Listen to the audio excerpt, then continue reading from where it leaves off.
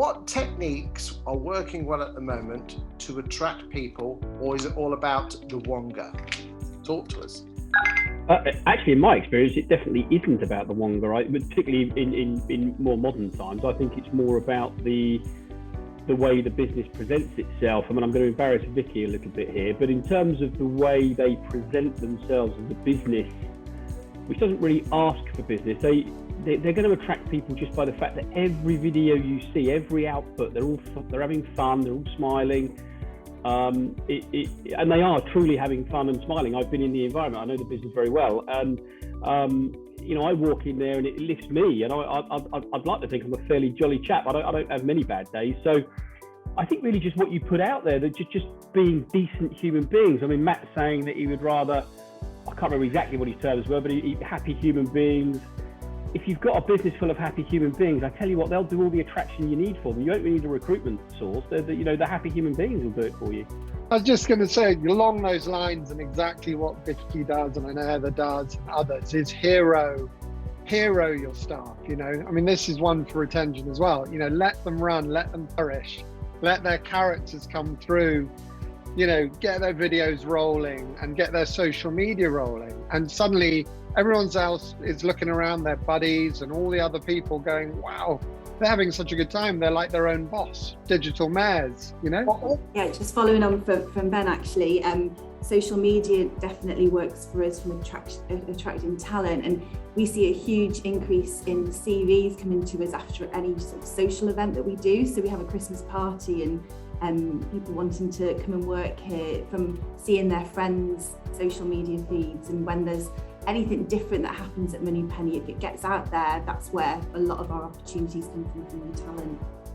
Yeah, I think that's definitely right. And we do lots of things like our talent team get people to write blogs about what it's like to do the job, various different roles, and put that out there. And we always get comments from people who've read the blog and said, oh, I really liked what I read. I'd really like to work in that environment too. But one of the quite simple things that we've done that has definitely worked is have some more unusual benefits. So when you've got that job description out there, try and get something in there that's a little bit different to the standard corporate benefits. And I was sat in an estate agency all day last Wednesday, and the talk in the office was about how one of their competitors had got on their list of benefits that they pay for a Nando's lunch once a month. And honestly, the whole team was talking about it for about half an hour. For the cost of a Nando's lunch, this is like amazing. So I think having something that just sets you apart a little bit and maybe shows a little bit of what your culture might be like, just to get them through the door in the first place, can work quite well. We do, but we don't send the team for lunch there. But what I was going to say is, it's almost that, everyone's sort of mirrored this, it's that FOMO, isn't it? Fear of missing out. You want people, I mean, I've taken on 2 new team members recently in the last sort of 12, 18 months, and all their colleagues at where they worked are constantly messaging them on LinkedIn and saying, what are you doing now? I've just seen that video you've just put out. It's absolutely amazing. And it's just this jealousy. I'm not saying that they're not going to be any better or any good, but it's just that I've noticed with other agencies locally, they restrict their staff. It's almost like they've got them in straitjackets, and it's going back to that, you're there to do a task, you're there to do a job. Whereas I let mine fly, and it's going back to the personal development as well as career development. All of mine have all got mentors from Agents Together, which I'm sure you're probably going to mention at some point, which I just think, and you speak to people outside of the network here and they have no idea what I'm talking about, and you just think they're just missing so much. And it's just letting your team have that freedom to grow and to develop, and not just be here to do a job. I mean, obviously let the job get done, but have a bit of fun while you're doing it. Absolutely, 100%. I hope it certainly is anyway, Chris. I think the thing that I tend to look at, and looking at lots and lots of estate agency websites on a daily basis, is that a lot of agents, people buy people, and the people are hidden behind the estate agency brand, from what I can see a lot of the time. And the good estate agency websites that I'm attracted to are the ones where there is a gallery, where there are people, where there are teams, and then there's a personal bio that might be amusing, that I'm attracted to. So if I'm a candidate looking to look at an estate agency branch, I'm immediately attracted to that particular business. Whereas there are other businesses out there that might say, well, we've been around since the year dot and we've always done it this way. It's not actually going to help you attract the best possible talent, as we already determined at the top. There are a lot of jobs out there, but there are very, very few good people that are looking. So you've got to differentiate yourself completely. Well, I suppose I'm listening to an awful lot about, we want the working environment to be fun and all of that. And I think, well, actually, is that all I want? I probably really want to see, because if I'm hungry and I have a career path and I want to feel supported and developed, it's not just what I see about the brand, it's the experience I get when I turn up at the interview as well, isn't it? So I think there's a really important piece for me here, that if I'm going to attract talent by looking like a great business, when I get them to turn up at an interview, how does that go? How does that feel for that person? How well have we questioned that candidate? How well do we understand their objectives, their goals? And really, how well do we fit? And obviously from a training perspective, we've had I did an article in Pi the other week about people want careers, not jobs. And a career is opportunity. It is flexible lifestyle and reward, but I think it's being able to look ahead and saying, if I get this skill, I can go there. If I get that skill, I can go there. And I think that ability to progress. And I think from a training perspective, putting people on a program and being able to advertise, look, you are placed on a program, this is recognized nationally, you will be qualified at the end of it. That will appeal to those people who are hungry for success. And I think that's hugely important. So look, I don't think the generational thing is anything new. I mean, I think, you look at our parents and our grandparents, they referred to the young upstarts coming in with whatever they were labelled with then. I don't think this is a new psychology. I think it fundamentally underpins with what we've been talking about. One thing I did want to say though is I think how you convey yourself as a brand is really important. And I think, both in terms of attracting the right staff and personalities, but also in terms of attracting the right clients as well that align with your brand. Like we've always done things a little bit differently at Base. And there have been times when we've questioned that, but ultimately we've always presented exactly who and how we are and how we do things. And that gives Christian, do you think the content you check out to attract staff can be the same content that attracts vendors? Absolutely. I think if you're conveying the general culture and attitude of your business, I think both in terms of staff and clients, you will attract people that are aligned with how you present yourself. And for that reason, it's very important that how you're presenting yourself is a true reflection of what you guys are as a business. I think those of you who follow us know that, Monday we closed our office in the afternoon because we threw a surprise birthday party for Anne, and we did a little poker party session, and some of our staff took photos and they were like, oh, we'll just put this in the WhatsApp group. And I was like, you can put them online if you want, you can post them on Facebook, I don't care.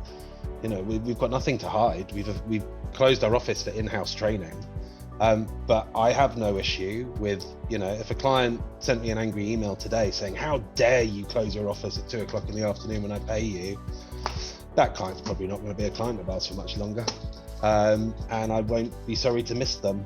And we've done our Amsterdam trips, which are quite well known for 5-6 years on the trot.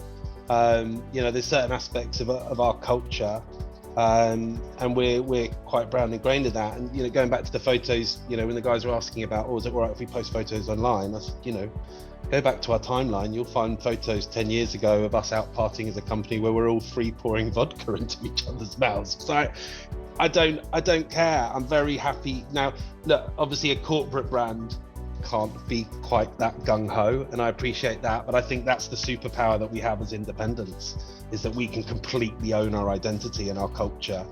And to a certain extent, you don't have to apologize for it. Yes, we do things very differently to the vast majority of other agents, and we're happy with that. And that's not to say that we think negatively at all in any way of how other agents do things. This is just how we like to operate and how we like to work, and we hope that attracts staff and clients that align with that psychology. Mine's gone totally blank now, But what I think I was going to go on from what Charlotte was saying is that obviously the first element is that fear of missing out. But then you do have to have that underlying structure, if you like. We have a full induction program. We know we do internal training. we have external training. There's an expectation that all mine are going to get qualified. So it's having that fun and the structure and selling that to the potential candidates. I just wanted to pick up on the millennial thing, because I wanted to pick up on the millennial comment. I don't think millennials are a problem at all. I think they're actually the solution, certainly in terms of the way they think and the way that they go about doing things. For example, you said about rewarding people based on behaviours. Well, a millennial would be able to grasp that concept as a leader, whereas perhaps somebody that was older, a bit more, they wouldn't be able to grasp that concept. And I think rewarding people for behaviours or following structures or certain things is a way forward. The problem is the owners of the businesses, or in general terms, are from a different generation, and they haven't bothered to educate themselves on how to lead a millennial. That's the problem. The workforce isn't getting younger. There's fewer and fewer people from their age bracket available to them, so they have to learn this process. They can't just expect the millennials to suddenly unlearn the way they've been taught. They're different to us. How do they learn though, Ian? Normally the hard way, by resignation of all their people and having unsuccessful businesses. But ultimately, it's not learning. Matt said that he had an epiphany or a similar sort of word where during lockdown, he decided very clearly the sort of person. So, that they need to come to a sense of realization. Now, whether that's aided by training, whether that's aided by understanding, by knowledge, by reading, by working with businesses that have got that understanding. Similarly, an old boss doesn't have to be an arsehole, and a millennial isn't lazy, and an old boss isn't. But most older business owners believe the problem is sat with the millennials, and I'm telling them now the problem is sat with you. Not you go and sort yourself out, not the millennials. Giving visibility for anybody that's within the business, the opportunity where they can grow within the business is really key. So I think one thing that I think we've started getting a lot better, it was very tricky when we had new starters over lockdown that were working from home, but to be able to meet other people, say if somebody's come from a marketing background and they've started on taking calls or chats for our clients, to see where they can progress and have the opportunity to meet those people and understand what they do. So we've just started, or just reintroduced sessions with our support teams, explaining to any new starters what the support teams actually do. And out of my team in particular, we've got about 20 people on my team, and there's only 4 of them that have come externally from outside of Moneypenny. All of the rest of them have actually come through the ranks, so they really understand what our service is for our clients. Yeah, so I was just going to add that one of the things that we've done from the start, and one of our values, is be open, and that's be open about everything. So there isn't anything that's off limits with the team at all. And I think that in particular appeals to the millennials or younger generation coming through. I think Charlotte said before about, a career rather than a job, and Vicky said about the wider purpose. And I think all of those things definitely appeal. And sometimes it's really difficult to be open.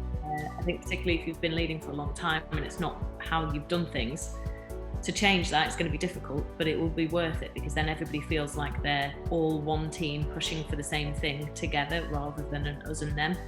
And we even do, we have an all hands every Friday, and at the end of the all hands, everybody in the business, so all 85 people, can submit anonymous questions to me and Tom at any point, and we answer them on the spot. So little things like that keep us honest, because you can ask us anything and we'll answer it honestly. So I think that does appeal to a certain generation. Yeah, I mean, I'm sort of moving into the development front, but it's got a bit of attraction to it as well. I was with Sam earlier in the week at a Property Academy partnership group, and there was a whole discussion about, how do we get people back to the office? What are we going to do? Does it work? People working at home, and I was asked to explain how do we operate, because obviously Starbury pretty well has been remote first for 20 odd years. And I was saying you've got to get yourself sorted in terms of the communication. So in this case, say if it's development, training and so on. There's no doubt that live training is there's nothing like it, and it's great. And but there'll always be a couple of really awesome people that are working for you that can't either make it or are on holiday or so on. So actually making sure that you have a rule to record everything and have your audio transcripts so that you can cut through an hour's thing to refer to, and then you can share it, and then you can put it in your knowledge hub. and stop repeating stuff in little groups. So pretty well everything we do is recorded. I mean, virtually everything. And I cannot tell you how many times it's being watched and I'm not having, or people are not having to repeat that. So it's really quite powerful. You've got new members of staff and they arrive 1 week after that great training for the project managers. And the first thing they do is that becomes part of their onboarding. So it's to try and do things once, do it well, and then have it reused. And that really helps and benefits people.